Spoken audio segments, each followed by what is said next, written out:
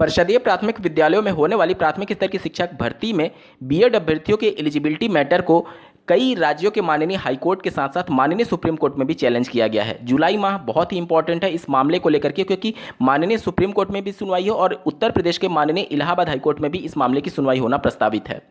इन सबके बाद से अभ्यर्थियों के मन में एक डाउट जरूर उत्पन्न हो रहा होगा कि मान लीजिए 1% ही सही अगर बीएड के अगेंस्ट में फैसला आ जाता है माननीय सुप्रीम कोर्ट से, तो क्या वाकई में बीएड कभी भी प्राथमिक स्तर की शिक्षक भर्ती के लिए एलिजिबल नहीं होगा?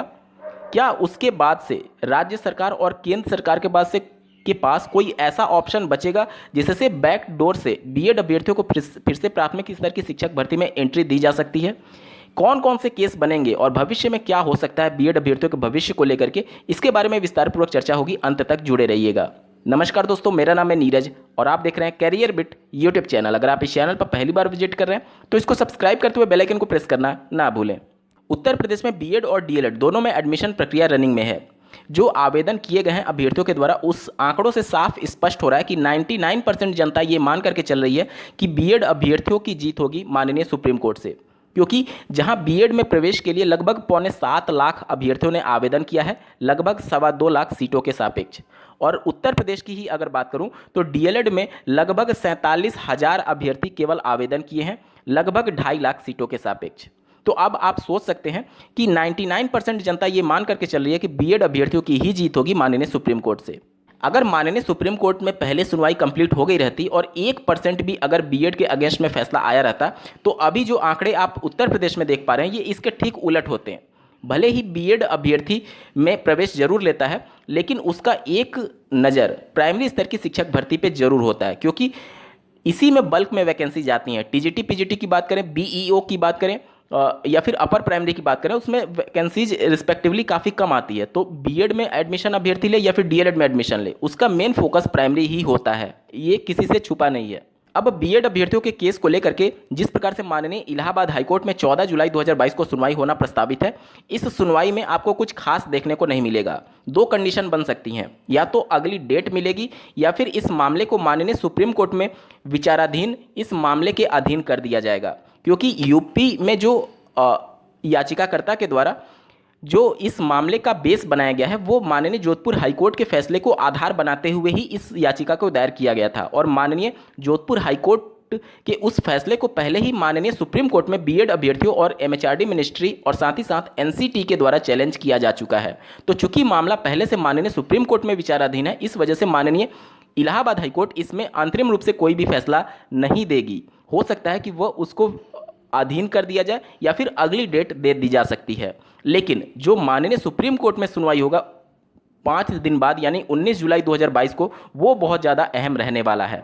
अब इसमें किसकी जीत होगी किसकी हार होगी, इसको समझने के लिए आपको आरटी एक्ट 2009 को समझना बेहद जरूरी है। स्क्रीन पर आप निःशुल्क एवं अनिवार्य बाल शिक्षा का अधिकार अधिनियम 2009 यानी आरटी एक्ट को देख पा रहे होंगे। इसके धारा 23 के पॉइंट 1 और 2 बहुत ज़्यादा महत्वपूर्ण है, जिसको आधार बनाते हुए माननीय जोधपुर हाईकोर्ट ने फैसला दिया था। धारा 23 की उपधारा 1 ये कहता है कि केंद्र सरकार के पास ये पूरा अधिकार है कि जिस भी संस्था को उसने ऑथराइज्ड किया है, अभी वर्तमान में एनसीटी है, तो उसके पास पूरा अधिकार है जिस भी न्यूनतम अर्हता को वो तय करेंगे वो उससे संबंधित अभ्यर्थी प्राथमिक स्तर की शिक्षक भर्ती में सम्मिलित हो सकता है।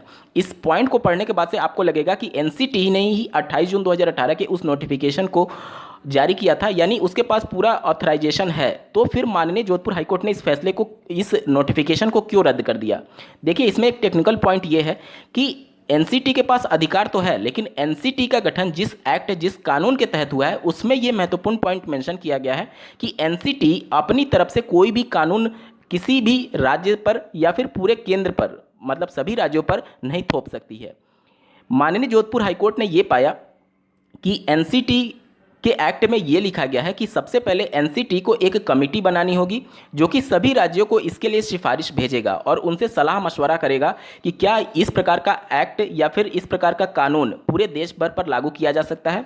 एनसीटी ने इस प्रकार का कोई भी कमेटी का गठन नहीं किया था 28 जून 2018 के नोटिफिकेशन जारी करने से पहले, और ना ही किसी राज्य सरकार से सिफारिश मांगी थी, जिसके बाद से एनसीटी ने अपने अधिकारों का गलत तरीके से प्रयोग किया, ये पाया गया था माननीय जोधपुर हाईकोर्ट में, और इस वजह से नोटिफिकेशन को रद्द किया गया।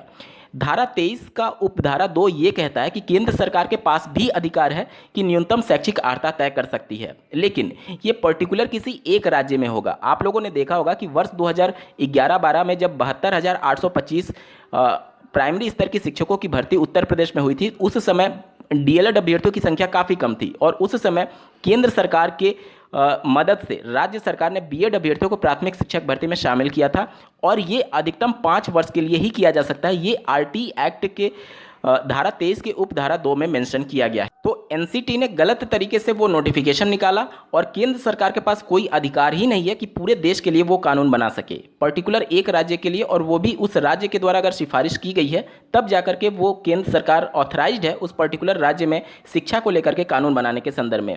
तो इस वजह से जो नोटिफिकेशन था उसको माननीय जोधपुर हाईकोर्ट ने गलत पाया और उसको रद्द कर दिया था।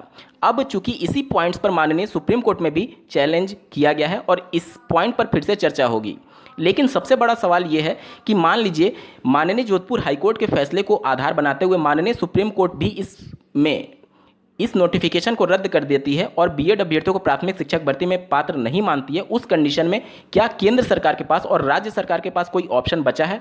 बिल्कुल बचा है। देखिए, अभी जो माननीय जोधपुर हाईकोर्ट और माननीय सुप्रीम कोर्ट में जो याचिकाएं चल रही हैं उसमें एनसीटी एक्ट और आरटी एक्ट 2009 पूरी तरीके से बाधा उत्पन्न कर रहा है। पॉइंट ये है कि कानून गलत तरीके से बनाया गया है। अब अगर केंद्र सरकार, जो कि पूरी तरीके से मेजॉरिटी में है, अगर आरटी एक्ट में कुछ बदलाव कर दे या फिर एनसीटी एक्ट में बदलाव कर दे। एनसीटी एक्ट में ये लिखा गया है कि एनसीटी तब तक अपना कार्य करती रहेगी जब तक इसके दिवालिया होने के सबूत ना हो या फिर इनके कोर कमेटी में मेंबर्स की संख्या कम ना हो, तब तक एनसीटी पूरी तरीके से ऑथराइज्ड है कोई कानून बनाने के संदर्भ में। तो इस प्रकार का तो कोई केस था नहीं 28 जून 2018 के नोटिफिकेशन जारी करने से पहले। तो सबसे पहले अगर केंद्र सरकार चाहे तो इस एनसीटी के इस एक्ट में बदलाव कर सकती है और इसमें कुछ संशोधन करके ये जोड़ सकती है कि केंद्र के पास भी कुछ पावर रहे ताकि वो एनसीटी को इस प्रकार का नोटिफिकेशन जारी करने के लिए कह सके। अगर ये बदलाव हो जाता है तब नियमतः इस प्रकार का कानून लाया जा सकता है और माननीय सुप्रीम कोर्ट के फैसले के बावजूद भी बीएड अभ्यर्थियों को प्राथमिक शिक्षक भर्ती में एलिजिबल किया जा सकता है भविष्य में जाकर के। दूसरा संशोधन आरटी एक्ट 2009 में किया जा सकता है, जिसके तहत केंद्र सरकार को और ज़्यादा शक्तियाँ दी जा सकती हैं। चूंकि शिक्षा समवर्ती सूची में शामिल है तो यहाँ पर और ज़्यादा पावर केंद्र सरकार को दिया जा सकता है कि वह सभी पर्टिकुलर किसी एक राज्य में नहीं बल्कि सभी राज्यों में एक साथ कोई कानून बना करके पूरे देश पर लागू कर सके। अगर इन दोनों प्रकार के संशोधन को किया जाए तो बीएड अभ्यर्थियों को माननीय सुप्रीम कोर्ट के फैसले के बावजूद भी भविष्य में पात्र माना जा सकता है प्राथमिक स्तर की शिक्षक भर्ती के लिए। जिस प्रकार से एमएचआरडी मिनिस्ट्री, पीएमओ ऑफिस और एनसीटी 28 जून 2018 के नोटिफिकेशन को बचाने के लिए माननीय सुप्रीम कोर्ट में पक्ष रख रही है, निश्चित तौर पर यह साफ है कि बीएड पूरी तरीके से सेफ रखने के लिए केंद्र सरकार हर वो हथकंडा अपनाएगी जो कि उसे अपनाना चाहिए।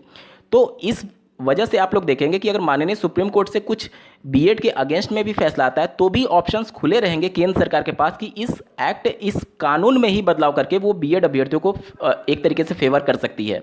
लेकिन बिना इसमें बदलाव किए हुए अगर बीएड को फेवर करना चाहेगी केंद्र सरकार तो वो चाहकर भी नहीं कर पाएगी, क्योंकि ये पूरी तरीके से आरटी एक्ट 2009 और एनसीटी एक्ट का उल्लंघन होगा। इस वजह से बिना कानून में संशोधन किए केंद्र सरकार बीएड अभ्यर्थियों को फेवर नहीं कर पाएगी अगर माननीय सुप्रीम कोर्ट इनके अगेंस्ट में फैसला देती है। इस पूरे मुद्दे को आप किस नजरिए से देखते हैं कमेंट करके जरूर बताइएगा और ऐसे ही महत्वपूर्ण अपडेट के लिए इस चैनल को सब्सक्राइब करना ना भूलें। इस वीडियो को देखने के लिए आपका बहुत बहुत धन्यवाद। भगवान करे आपका दिन शुभ हो।